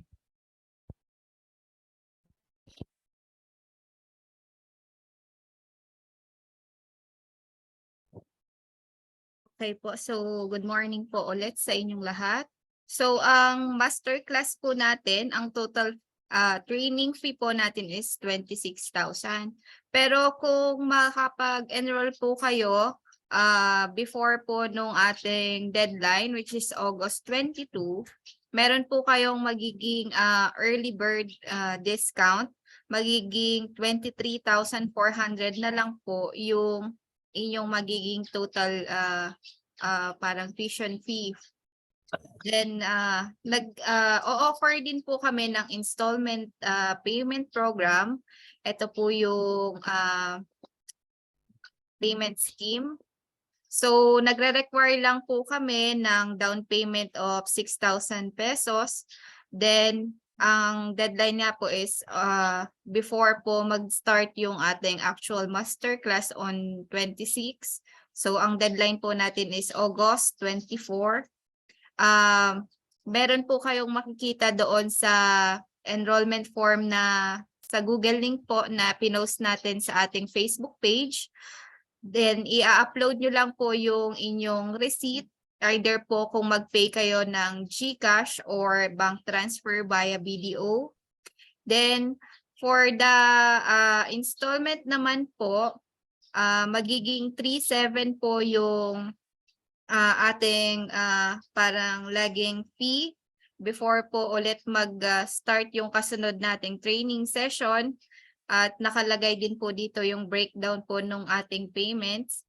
So, inclusive din po kasi ito ng 10% po na surcharge for the installment plan. So, kung makapag-down payment po kayo on or before August 24 ng 6,000, so ang next payment nyo po is September 7, 2023, which is 3,700. Then, next naman po is September 21, October 5, October 19, November 9, and November 22 po. Yun lang po, Sir Mike. So, if meron po kayong mga further questions, pwede nyo naman po akong i-message doon sa aming page sa Grab and Grow or po sa Bukid Amara. Okay, thank you, Eunice. So that's the details of our planned masterclass Yeah, if there are any question, Eunice, maybe we can open up, kasi for sure some of them may have some questions pa. You can freely message us po sa chat group or you can voice out and raise your hands maybe. Yes po, pwede Yeah, niyo may mga pong katanungan po ba sa i-unmute po training? for the participants po na merong questions. And then po doon naman sa mga nanonood ng ating Facebook Live, pwede niyo pong i-comment yung inyo pong mga questions so we can answer din po.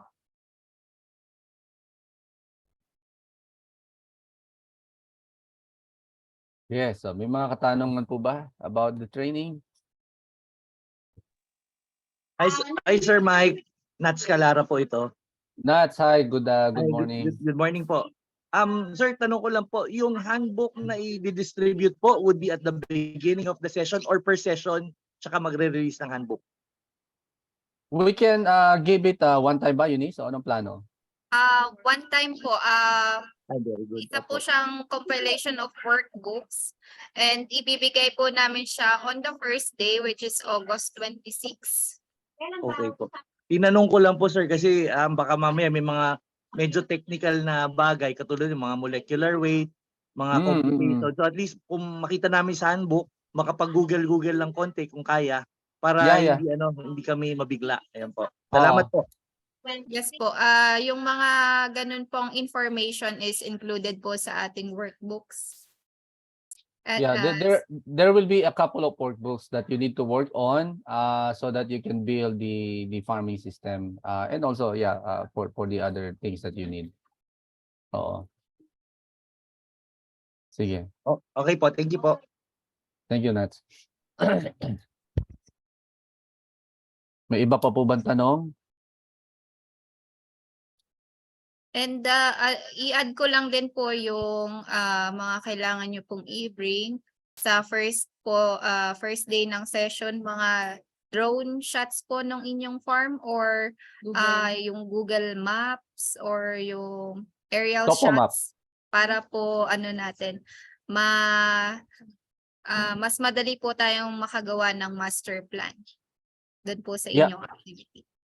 Yes, yung first face-to-face session, I think you would need that kind of information if you have a topo map of your farm, satellite map or drone shots. That will be helpful in designing your farming system and farm layout.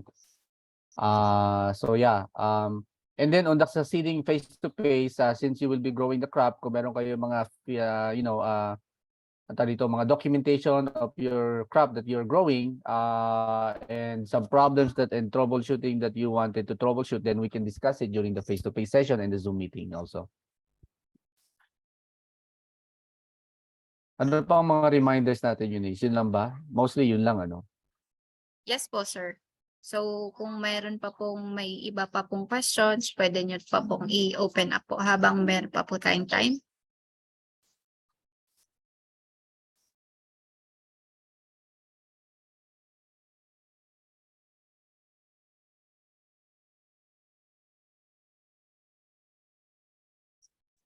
Ayun. So, I hope it's clear. Kung wala nang tanong. Wala ba sa chat?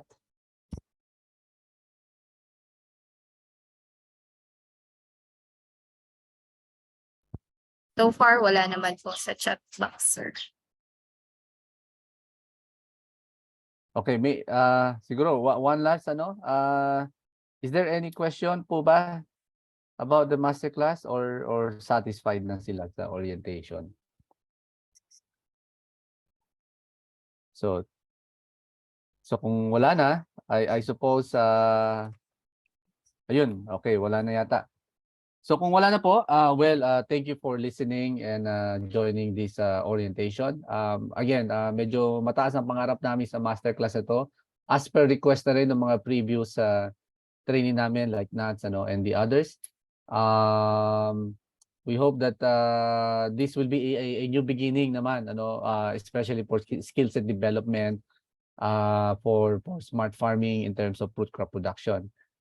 We would like to thank also the Agricultural Training Institute. Nandito po sila kasama natin ngayon and they're monitoring and And we thank them for the support in this, and we hope that we can do more trainings like this in the near future for our farmers and our mga growers. So, Excuse me lang po, meron pong nag-send na okay. questions po sa atin po chat box. So, Sige. ang tanong niya po is kung meron bang accommodation kapag magstay dyan for 2 days. So, meron po tayong list of accommodations na nire-recommend for those participants po na makakapag-join sa atin nga ng face-to-face. Isa-send din po namin sa inyo o sa kahit po sa Grab and Grow chat box na lang po. Yes, Yun po ay, unfortunate. malapit din po sa farm kasi as of the moment po wala pa po kaming accommodations dito sa Bukid Amara. Yeah. So yun, malinaw na po sana.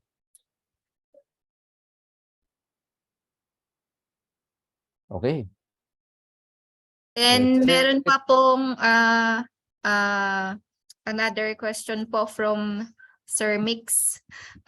Kung ano pong start time ng ating face-to-face session. So ang registration pa rin po for the attendance ay nag-start po at 7 AM hanggang 5 PM po tayo. Then meron din pong tanong po sa Facebook Live. Pwedeng i-post sa page yung live para mabasa nila. Para po dun sa mga naka-miss out ng first part po ng ating live session, naka-recorded live po ito sa ating Facebook page. Mamaya-maya lang po. After nitong live, magpo-post po automatically sa ating page ng Grab and Grow nung recorded live po. Meron pala nag-inquire Eunice last time, no, na yung mga hindi daw maka-attend ng face-to-face, if we're gonna provide a recorded session. Tama ba? Yes po, part of the plan po is mag-upload po ng recorded sessions kung hindi po talaga possible or malayo sila. Pero pinag-aaralan po namin kasi dapat subscription-based po siya and exclusive. Yeah, okay.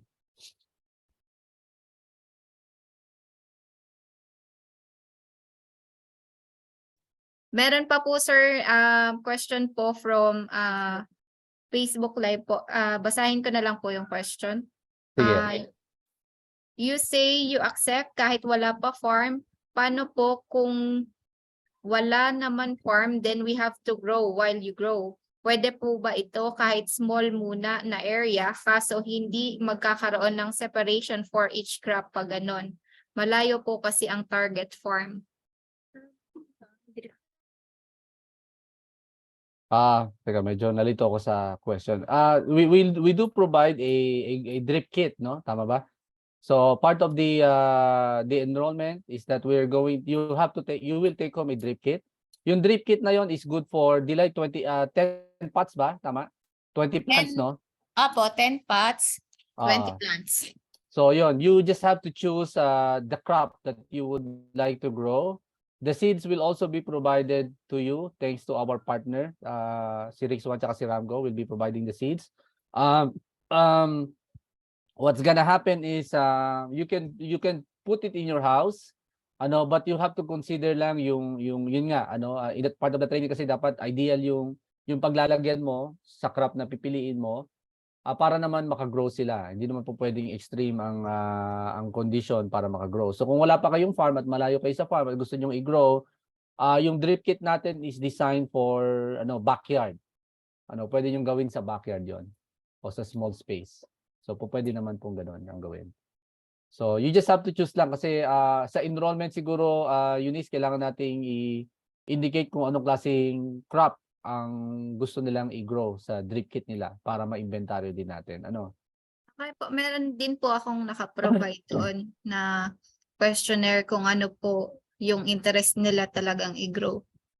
Okay. Sa enrollment form po. This masterclass is for fruit crops only, hindi natin pag-uusapan ang leafy crop dito sa to. Focus po ito sa fruit crops lang muna.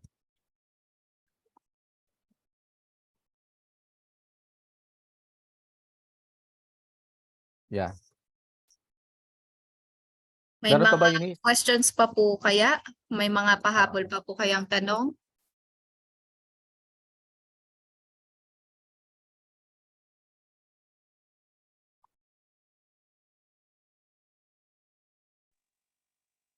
Mike, Yes, yes. Arnold? may question lang. Ah, Kasi nga ang haba ng training eh. What yes. happens if um, merong, let's say, face-to-face session na mamimiss? Yeah, yeah. Yun, meron kaming recorded live. That's the plan. Especially kung syempre mga negosyante rin tayo at minsan makaka-miss out tayo. We plan to do a recorded session. But pag-usapan na namin muna kung papaano. Ano? Yung recorded we can provide it to you pero subscription based kasi if you're gonna be enrolling in it in this masterclass, so dapat ikaw lang may access nun. Okay. Yeah. Thank you. Welcome. Ayun. So, meron pa ba, Eunice?